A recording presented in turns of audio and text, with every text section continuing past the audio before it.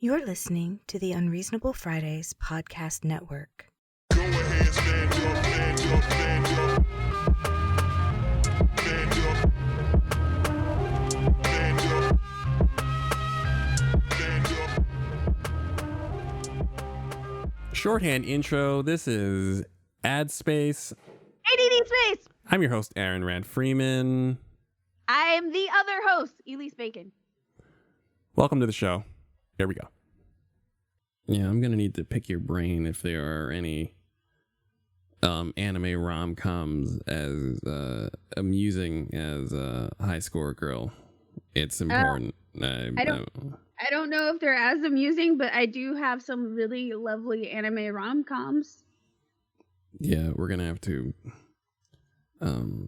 Just for everyone listening, to be clear, since I think I've been talking on Facebook loosely about it, but I haven't communicated exactly what. There's an anime called High Score Girl about a young boy around 1990 who is essentially not finding love, but growing up in the age of the fighting game boom of the 90s. And he's in Japan, and he essentially he's here when the time Street Fighter. He's playing around the time Street Fighter was a thing. Street Fighter 2 was a thing, and the arcade scene kind of grew from there. And he meets apparently the love of his life using Zangief, who pummels him, and it's just very quiet. This very quiet girl, and they kind of grow together because she plays games to escape, and he plays games to escape, and they are just companions, even though he's generally clueless, as the male lead of all romantic comedies tend to be. And yes, I appreciate that. Right, and the big draw is the sheer amount of gaming history at play. He is obsessed with games, and he's constantly taking the viewer on the journey from like arcade games to arcade capable home console. And there were like little subtle digs and little things in there. Like he'll say he borrowed his Neo Geo CD from one of his rich friends in class, which is a complete nod to the time because that no one else had a Neo Geo CD but the rich kid in your class. So the fact is, like, little things like that, like not just the games and the times, but the context and how it all came about. So it's just that, and and the actual romantic comedy, a part of it is actually infinitely less toxic than most romantic comedies. Like I was telling Bacon earlier, the main character is a kid named Haru. And the worst thing about male leads in romantic comedies is they're buffoons and idiots, but they are desperately trying to take up space in someone else's life while knowing nothing about them and not understanding the slightest bit about nuance or emotional connection. So they just want to be married, or they just want to be with a person. And so they're flailing about trying to be with a person and take up their time, take up their space, but not knowing them. And as a result, it makes most romantic comedies really, really cringy. But in this instance, Haru is just, all he wants to do is play video games, and he's not trying to interact with any of the people romantically interested in him. He has a close relationship with someone else who plays Street Fighter very well, but his goal is he wants to be able to beat her in Street Fighter and talk about games. That's what he wants to do. And that's the relationship. It's wholesome. Right. It's so wholesome. The fact that he's not trying to date her, he's not trying to marry her, there's nothing. He's not trying to take anything from her. He just wants to hang out with her and play video games. And it's so wholesome that it is now my favorite romantic comedy by a mile, several miles. Because it finally fixes the main problem I have with romantic comedies, is that men are always trying to waste these women's time. And aggressively so. Toxically, dangerously, aggressively wasting time. So yeah, I'm sitting there watching this gaming historically relevant romantic comedy anime, which also, as a person who grew up obsessively following, like I still do. I still want arcades. I still look for arcades. It's just that I can't make a big deal out of it. But the fact that this kid was always obsessively looking for arcades and game stores, I would say that was, outside of affordable housing, sure, we can discuss it. I would say that is one of the saddest losses in the greater New York area. Is New York used to have a lot of places where it had a lot of arcades. It used to have a lot of sustainable arcades that existed within the confines of other stuff. So there were no proper arcades, but they were like little mini children's fair things, and there would be an arcade in there. The best arcade in Brooklyn, near where I lived, was actually a Blimpies. There's one small chunk of the store. Sandwiches, great sandwiches. They give you so much roast beef. It was not even a joke. It was absurd. And the rest of it was about 18 arcade machines. Tekken 1, Tekken 2, NFL Blitz, WrestleFests. I forgot the name. There was one of those. I forgot the name of this. I think it's a game called Speedrunner. I forgot that name. One of those. Terminator 2. That old game where they gave you the two Uzis, the movie arcade game, everything. And that was like that all over New York. You'd spend all your time hunting for places. There used to be, the funniest thing is that there used to be arcade machines in places where you absolutely should not be going. Lol. I remember that. Right. I was about to say, if you grew up in Milwaukee, then I imagine you had the same premise. Right. I had a thing, I'm like, I haven't played in many arcade machines, and I realized there's a good reason I didn't play in many arcade machines. Right. Yes. No, I know. Yes. There was a notorious, my favorite was they had the Superman arcade machine, which I liked because for some reason I love the old Superman arcade because you played as Superman and his cousin Superman. It was two players, but you didn't play as another character. You just played as Superman and then his homie, Superman. It's just, yeah. And I loved playing it, but it was in this candy store that had almost no candy, you see. It was devoid of candy. My mother, I think I played Superman in there once. My mom had saw me come out of there, and she was like, nigga, you are never going in there ever again. And I was young, so I was like, mother, but why? And she was like, nigga, I'm your fucking mother. And I realized the only time my mother ever did that was like, I'm your fucking mother, just do what I say, is in those times when my quest to find the proper arcade would take me into literal danger. So, yes. My favorite also in the show is that they have fights breaking out because some people get salty about tactics in Street Fighter. And what is making them sad, what causes the fight in season 1 when everyone first heard of Street Fighter versus 5 years later when people are playing Darkstalkers and Vampire Hunter is totally different. So in the first few episodes, a fist fight breaks out because somebody threw somebody else, which same, if you've been to the arcade, then you understand before we understood basic fighting game tactics, the person that was walking up to you and throwing you for a third of your health in Street Fighter 2, by the way, if you remember, 30 of your health.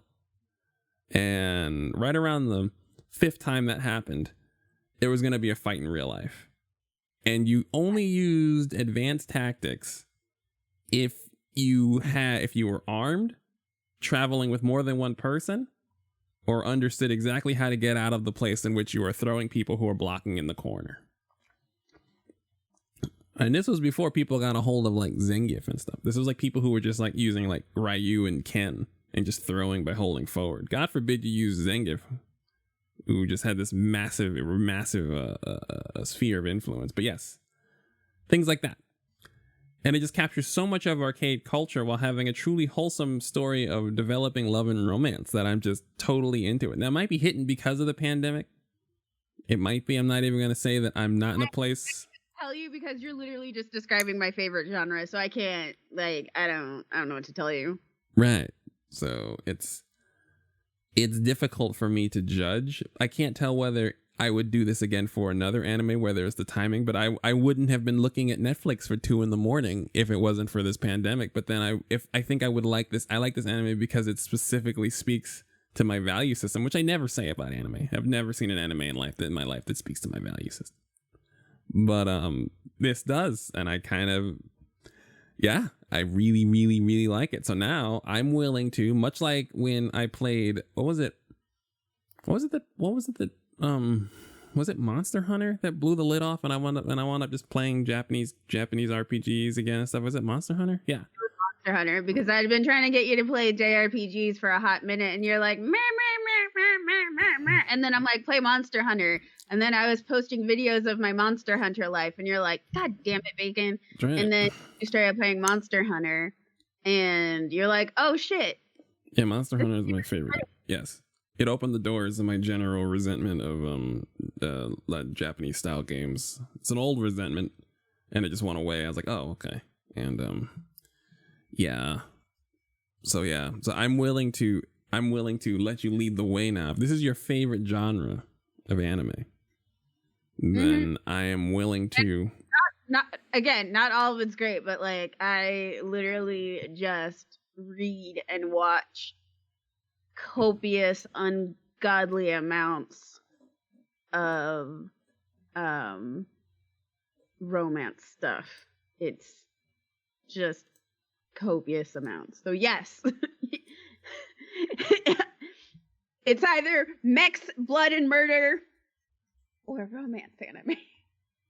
I mean, or manga, or web comics, or like Chinese web comics, South Korean web comics, like Japanese manga, like all of it. It's just like I literally have like 70 to 80 different like web comics from various places that are all romance. And I'm reading all of them, and I'm just like, has this one updated yet? What about this one? I'm dying.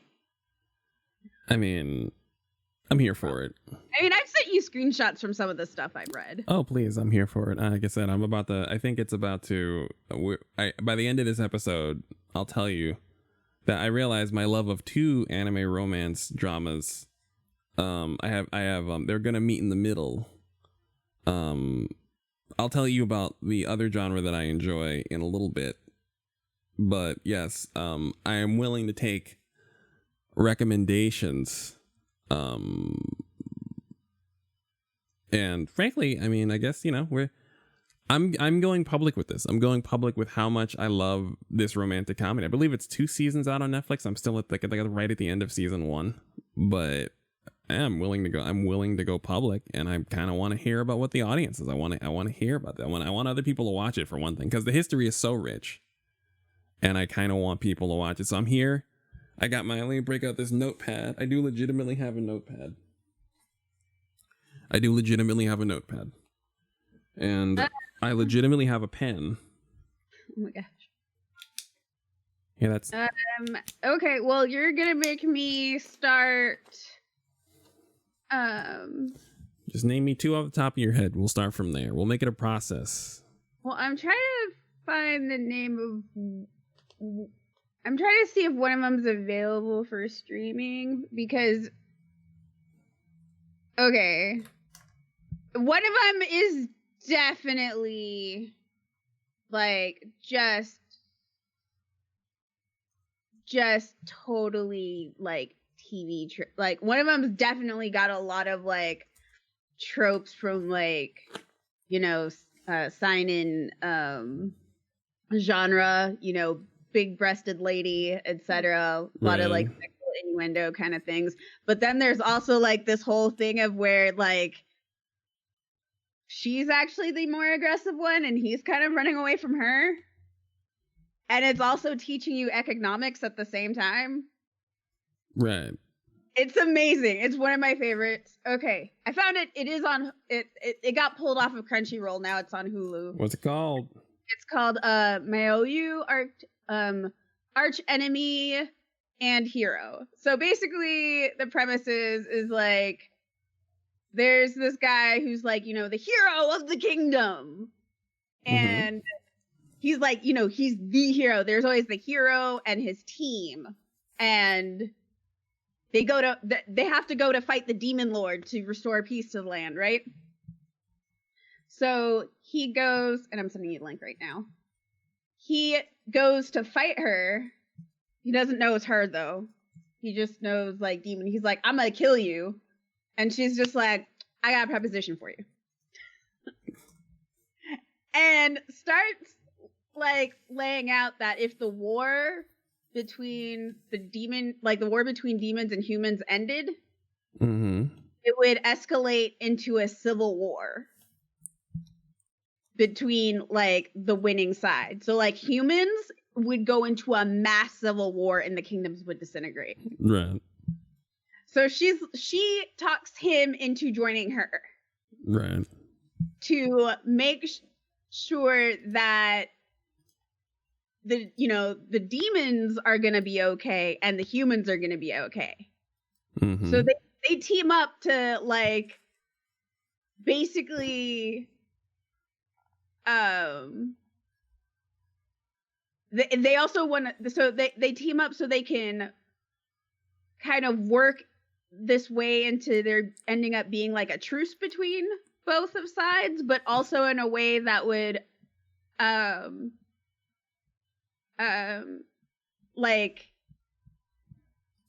kick a lot of the people who are just abusing their power out. Like it's elaborate. And when I say it goes into economics, it literally goes into how economics and government work. Like I'm sitting there going, I'm educating, I'm learning things, but there's also this whole like romance thing that's happening between the hero and the demon. And again, she's the more aggressive one, and he's like, nope, I have to stay a virgin to keep my holy powers.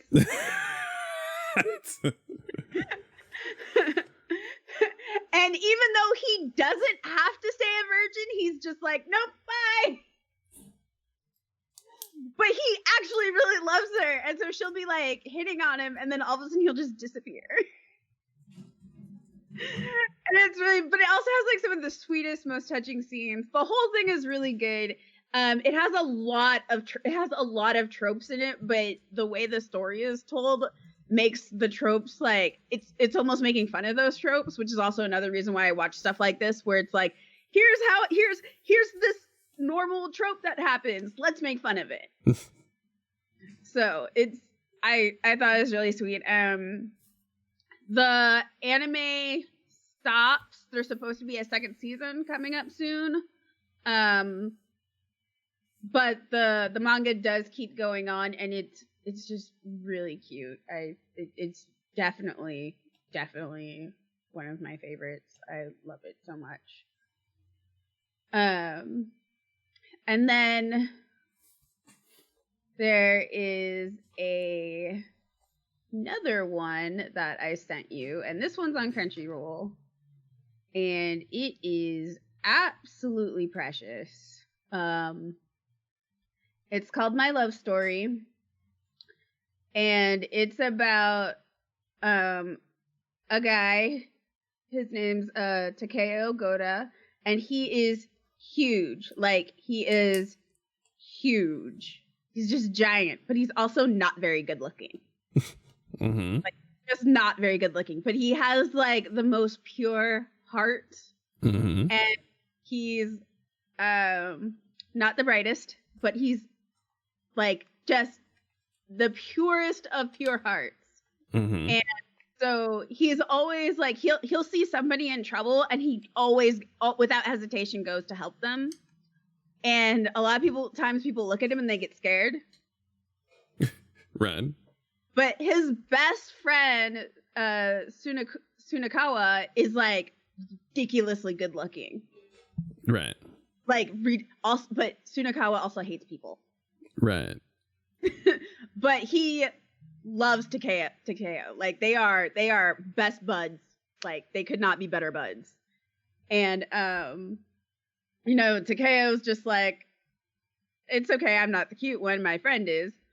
But he ended up saving a girl from a harasser on the train. Yay, tropes. And instead of falling for his friend, like, she's not scared of Takeo at all. She actually asks him out on a date, and he's like, what? Oh, I see. They made him oh, sorry. They gave him ethnic ass features. I'm looking at this. No, okay. Funny enough, like, yes and no. I mean, I'm Like, not gonna lie. They did the same thing as a character who, in High Score Girl, it was the same thing where they just give the classic, where they give there's a certain look, and it's like, oh, I see, you mean that she's unattractive, and it's like, oh. that look actually does predate what you're thinking, but they do have a tendency to give that look also to black characters. Right. Well, So- I mean, because that's the thing is, like, if he's supposed to be unattractive, like, as per the show, and like I understand it because he looks different, but it's like, Right. oh, he just No. Right. What I'm saying is that the unattractive traits they put on black characters. right. So like it's not that he has ethnic traits, it's that they put those on black characters who they don't want to look attractive. Does that make sense? Oh, I see it. No, I hear you. Yeah. The only reason I know that is because of artwork. No, I understand. Listen, it's important. It's important to make the distinction because at this point you see it and you go, "You son of a," and you go, "Oh, okay." A Right, little no. bit of- I'm not saying this as it's any better. right. It's proper historical context for a problematic thing. Context. Because I'm looking at it and I'm like, this nigga handsome. This nigga got his lineup, got his eyebrows done. Yeah, Rick got plump ass lips, nice wide nose, strong jaw, handsome motherfucker. He is a precious being, but again, like he's also like he's giant, like he is giant, and so people look at him and they go, "Oh, he's Yakuza." He's a yakuza. They're like, "Oh no, he's a gangster," and he's like, "I'm really not." That actually reminds me of one of the books I'm reading. It's so cute. It's about this guy in his 30s, and he has like they actually like point an outlet where it's just like, you know how you see like the art like villain look, like especially in like Japanese anime shows or even like, you know, manga, there's always like a very specific, there's like, you know, the evil eyebrows, like eye shape, like, and like strong distinct facial features that all villains have. Right. So this poor guy, he has all of them. His mom owns a flower shop. He works in the flower shop with his mother. He does all like the heavy lifting and stuff, but he's got like this scary face, and he is a jelly bean. He is like super sweet and super shy and like easily scared of things and super awkward and just always wants to do the right thing. And like he'll go to help somebody and like he'll look at them and he's like, he'll try to smile, and it's just like people are just scared of him. They scream. Oh, I understand. Like literally, as he's going through, like sometimes he looks like straight up Akuma when he's trying to emote, and it's just like, oh, I see. That's such a shame. Right. And he's precious. Like he's very precious. But like, oh, you know, one of like a woman becomes like a frequent customer, and like she becomes a frequent customer because she like just saw him one day, and she's just like, kind of have a crush on this guy, and he's oblivious because he knows everybody is scared of him. And like she is specifically not scared of him, and so she actually like finally like asks him out by like buying a bouquet of flowers and then handing it to him. It was the cutest thing. I was like, oh my god. But again, like, so of course he has like this complex, and she's of course, you know, very gorgeous, and he's just like, what? And yeah, it's always really funny how they draw it too, because it's just like he'll like go to help somebody, or he'll be like his mom like hurt herself and she had to go to the hospital. She hurt her back and she had to like go to the hospital for a week, and he's just like, I have to run the store by myself. Customer, what am I gonna do? He's like, because he can do all the flower arrangements, he can do everything, but the customer interaction.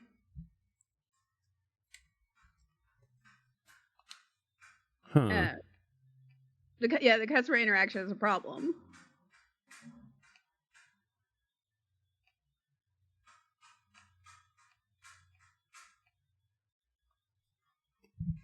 All right, well, I'm here But she for it. ended up coming to help him, and it was so precious. One of my favorites. So yeah, I like some wholesome stuff.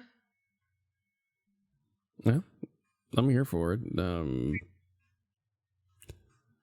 I'm thinking that maybe we should just organize a watch party of some kind. If you're listening, feel free to chime in on how you feel about a watch party at you can hit me up on Twitter. My Twitter account handle is ANS Freeman. That's ANS Freeman. And then if you need to find Bacon, that's at B4C0NZILLA. That's Baconzilla. B4C0N Zilla.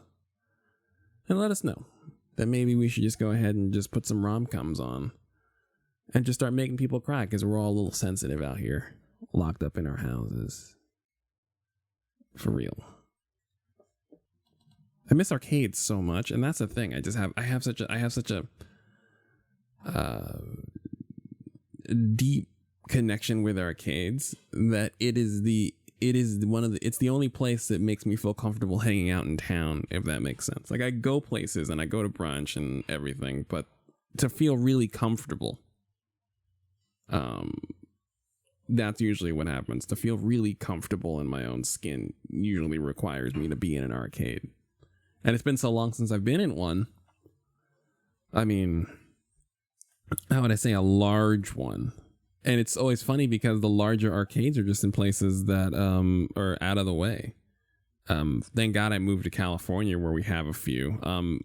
In Oakland, there is the museum, the video game museum, which is kind of more. It's less arcade and more Super Mega Funko Land Championship Edition, if that makes sense. Mm-hmm. Before Funko Land became GameStop, it used to be a place where all your games sat. Remember, you used to be able to go into Funko Land and not only buy damn near every game and trade in damn near every game, you were also able to try out every game. You could ask them to play. What is that?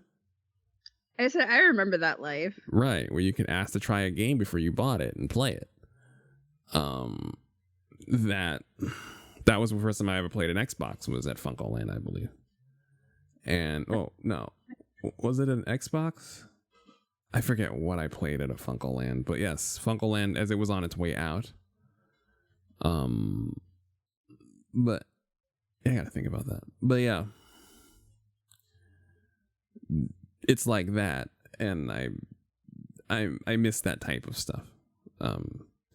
The video game museum in Oakland is like that. A proper arcade with a proper amount of arcade menace is very hard to find.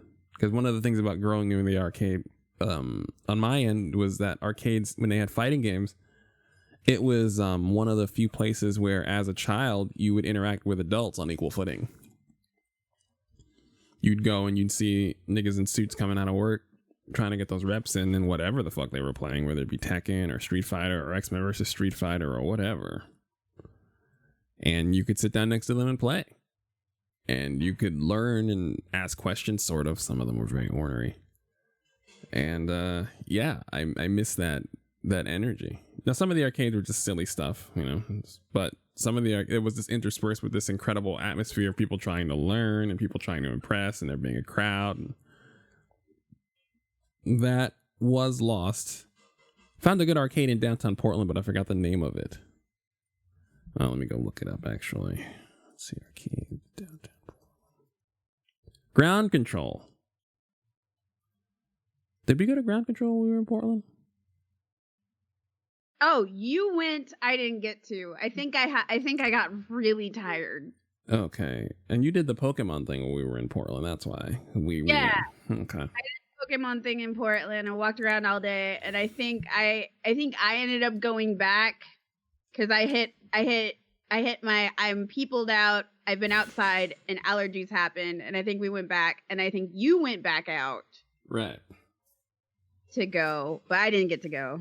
Right. That had good arcade energy, dark, and there's I don't know. There's lots to it.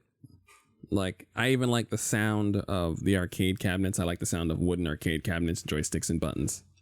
It's one of my favorite things. Sometimes you watch a streamer play, and they'll have you hear the sound of their joystick clacking about, and I love that sound. Little things like that. Even the show High Score Girl even has that, where there's like a legit 1-to-1 ASMR style just acknowledgement of the real use of real joystick sounds. It's not an artificial sound. It's like for real arcade cabinet noises. And I miss that, like I said. So yeah, I would love to do arcade stuff. And I love pinball machines, actually. Yes. There's a pinball. I didn't get to take you there when you were here, but there's a pinball museum here. Really? Yeah, there's a pinball museum here. You just pay an entry fee and you can just go play all the pinball machines. Huh. Yeah. So like I wanted to show you that when you were here, but the timing didn't work out. So hopefully once businesses are allowed to start opening up again, that's a place I want to go.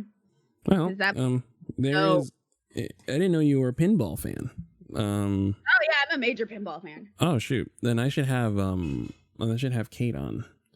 I know someone who has been trying to essentially has pioneered several women's pinball leagues in the past 2, 3, 4 years. And she started running them in New York, and then she runs tournaments like all over the place now. And I've always wanted to have her on, but I kept forgetting. I didn't realize that you were a pinball fan. I love pinball. Oh, then yeah, we will definitely have her on the program then, because I can play pinball all day. Right. I like watching people play pinball. It's always fascinated me. I could never pinball is something that I've for some reason or the other, I've been scared to dedicate the time. It's not that I can't play it. Now, I'm not going to say anything silly like I'm good at pinball. I'm just going to say I can play pinball all day. Right. And I think that there's a part of me that when I fail at pinball, and how you fail at pinball is so is so subtle that it's almost disheartening for me. Like having say the ball slowly roll over a flipper harmlessly because you hit the button like a second, your timing was slightly off, so the ball hit the flipper and just harmlessly fell. And I understand that if I played pinball more, I would be able to properly time and manipulate the ball and make it go, for the most part, where I want it to go. But the idea of it has me shook because I'm a pinball coward. And I think it's important that I specifically come out to the audience and explain that I am a pinball coward. I am. Pinball and elaborate top-down shooters, like I guess people think of Contra, but I think more of like Ikaruga. Right. Because Ikaruga has more of a flow to it. Mm-hmm. And games like Geometry Wars, they're almost meditative to me. Like I can literally just play them all day long. Same with Puyo Puyo and Tetris and Puyo Puyo Tetris. I can literally just I do them and I just zone. I just totally hyper focus entirely on it, and I can do it. I can put an ungodly number of hours into it without thinking, and it's really mind clearing. Yes. So pinball is definitely one of those for me. The bullet hell shooters are my favorite genre of arcade, actually. I like fighting games, but I don't play as many as I play shooting games, for example. I don't. Reactive fighting games are better for me, like Guilty Gear and Soul Calibur especially, because Soul Calibur is one of those where there's like a rhythm to all of the move sets. Right. So you don't have to really memorize the moves as much as you have the muscle memory of the moves. Right. And so I can do really well in Soul Calibur without sitting there going, okay, A, B, C, C. Right. back, up, down. Like I don't have to. There is something to be said for intuitive inputs. It's one of the things that allowed me. Inputs. What? Thank you, intuitive input. Right. It's one of the reasons why I don't necessarily begrudge anyone, because I remember I couldn't play Street Fighter because Street Fighter didn't have intuitive movements from what I understood. Like I never understood why. I understood why tactically, but I never understood what hold back 2 seconds, tap forward, why. And I never understood forward, down, forward, anything. I understand that those are moves, and I understand that those are inputs, and I understand plenty of you have no problem with it. Don't at me. Leave me the fuck alone. What I'm saying is, as a child, I didn't quite understand what they meant because they didn't correlate to anything on the screen, if that makes sense. And something like Soul Calibur, every button you're pressing makes sense. Like even when you press back and forward and like heavy slash, you'll then step back and step forward and do a heavy slash. Right. And as a result, it's easier to remember the moves because you just literally need to move your character in a way that would make the move that you want to come out. It's one of the things I realized playing Tekken versus playing Street Fighter, because going down, forward in some characters will make them literally crouch and slide forward. So it's a crouch dash at you. So it's literally forward, then down, forward. So instead of your dash, you slide down. And you can keep doing that over and over again. There's one of the combos where it starts off with like a backflip and then you go forward. And like for the backflip, you're literally going in a circle around the directional pad and then you're going forward again. And then you go up, like you go forward and then up. And it's just disgusting. Like Talim's moves are almost all that. Right. And that is, yeah, it's one of the reasons why the first Capcom fighting game I took to was Darkstalkers and not Street Fighter. I'm so bad at Street Fighter. I am abysmal at Street Fighter. Exactly. For that reason, Street Fighter has popular inputs. We've all been playing Street Fighter for decades, but initially when I was first introduced to it, it was not intuitive to me. Darkstalkers had a certain level of animation, a certain level of interaction that it made everything, all the moves, everything I was doing more intuitive. And the first fighting game I really, really, really ever sunk my teeth into was Tekken, and then Soul Calibur was simply easier to play for the reasons that we're talking about. Like Tekken has intuitive moves, but 75 moves per character, which is fine, but 75 moves per character. And then something like Soul Calibur has 15 moves per character or 20 moves per character, all based on intuitive movement of your character. So I understand. At this point, I prefer Soul Calibur in my old age. It just makes sense. Yeah, it's part of my revenge tour. As an adult, a lot of the games that I grew up with are now $6. Like for example, like what's a good one here? R-Type. I got R-Type Dimensions. It's an old Xbox 360 game. It's backwards compatible. It's got 3 R-Type games on it. To buy a proper R-Type game was so expensive. Or even better yet, something like Metal Slug. I was a huge Metal Slug fan growing up, but a Neo Geo game was hundreds of dollars. Or you had to go to the arcade and spend dozens of dollars. Either way, Metal Slug was not attainable to me.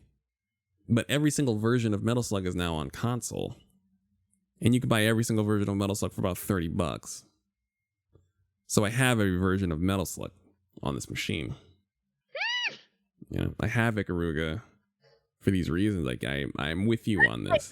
Okay. Have you played Ikaruga? Yeah, I played the hell out of it. I got it. Good. Then you know what I'm talking about. So when I was playing Nier Automata and I was just like, this is Ikaruga. Like not even just like the whole like black and white aspect of it where things keep changing colors and like that changes, the weakness and strengths of things. So when I was playing like that first like couple hours of Nier Automata, I was like, this is Ikaruga meets Max. I'm here for it. The opening to Nier Automata was perfect. Like that entire shooting section. Ugh. But yes. I just want to do that all the time. I think I'm actually gonna spend some time. I might actually spend some time tonight and do that. I have just a whole section of my game collection that's just dedicated to like old arcade style shooters. Just arcade beat 'em ups, shooters, classic games, things like that. So yeah, I think I'm actually just gonna spend some time with that. You actually have inspired me.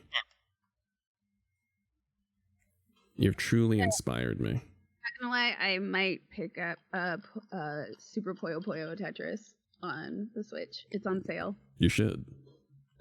I've been wanting that game for so long. Also, get the Capcom beat 'em up bundle on Switch, or you can get it on Xbox if you want to play with me. But if you want to just play it, what's the Capcom beat 'em up bundle? Let me see. It's so many games. I have to actually fire the game up and tell you. I'm a big fan. Let's see. My favorite genre of arcade games were shooting games, and then right alongside it were those 2.5D beat 'em ups, left to right. The side scroller punchings, like yes, those were. I just wanted to make sure that that's what we're talking about because I will play all of those with you. So it's in my head. And you know what? I'm sure I'll check to see if I don't already have that already. But when my headset comes in, I will definitely hit you up on Xbox to play those. There. Between that and Overwatch. I'm down. So this Cap, for the listeners, if you are into, and frankly, you know, cheap gaming is what we're doing. So we're gonna let people. I'm wondering if I've tickled anybody's urge for old school arcade fighting, old school arcade gaming. This has Final Fight, King of Dragons, Captain Commando, Knights of the Round, Warriors of Fate, Armored Warriors, and Battle Circuit. American and Japanese versions, online, offline. However, I feel the hype from here. Right. You may not hear the hype, but I feel the hype. Right. Right. I realize that I have a substantial collection of these games. You know, did I ever tell you about River City Girls? It's the sequel to River City Ransom, where the two male characters from River City Ransom get kidnapped off the street the way women characters usually in these type of games, and the two girlfriends beat everybody up. Oh yeah. Yeah, they get snatched up off the street. Yes. Okay, legit. That's the premise of like Kyo's game, because Kyo's game is a side scroller beat 'em up. Oh, what's it called for the audience? Brother Kyo, we had as a guest a few episodes ago. He's an animator, right? Or he's a programmer, or both? Video games and voice actor. Okay. He does be an artist. Right. What's the name of his game? Oh, yeah, I do. Banzai Pecan. Banzai Pecan. Okay, let's see. Found it. Okay, how do we spell that for the audience? It is BAN. Like pecans. Okay, I'm here for it. All right, cool. So if we I'm totally here for this. Okay, Banzai Pecan. The last hope for the young century. Yes. All right. It is on Steam. Okay, full support. Guys, if you are getting tickled, I'm actually going to leave a link to his game in the show description. And let's you know what? Let's just, like I said, let's scratch this vintage gaming itch. I can't be the only person. Between that show and all the arcade games that I just totally have grown up loving being represented, and how much I obsess over it without saying anything. Like, I didn't realize how much I quietly have been vacuuming up classic games. You know, I just didn't realize how much I have, like the Mega Man X. It's really really funny because in the More Like This, River City Girls is right there. Oh. On Steam. So yeah, so this is exactly, yes, Bonsai Pecan. Basically, homegirl's boyfriend gets kidnapped by a queen of the succubus force. And she has to destroy him. She has to like destroy everybody to get it back.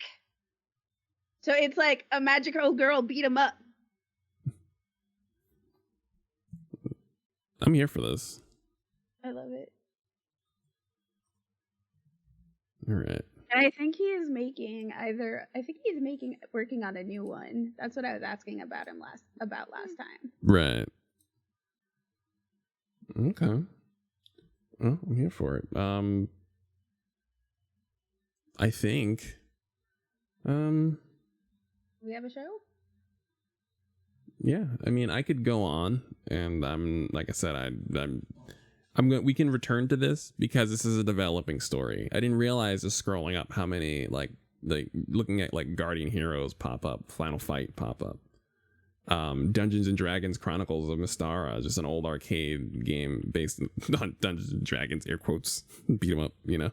I know, right? It was so weird. I'm like, the fuck? This is not D&D, but you know what? Bet this is delightful. We're gonna throw words on things and it'll sell. Right. It's like, sure, guys. So we can go on and, yeah, but right now we will pause it, make that our program.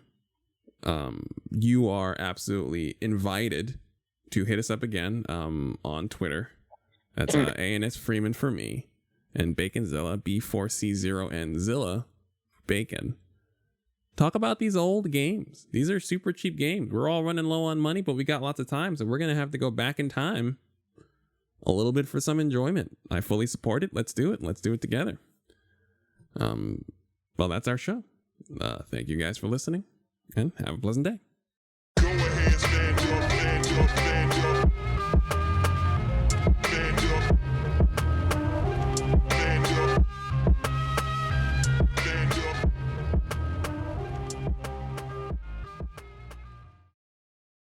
And here's your weekly reminder that the most delicious name in podcasting is also the most delectable name in the art world.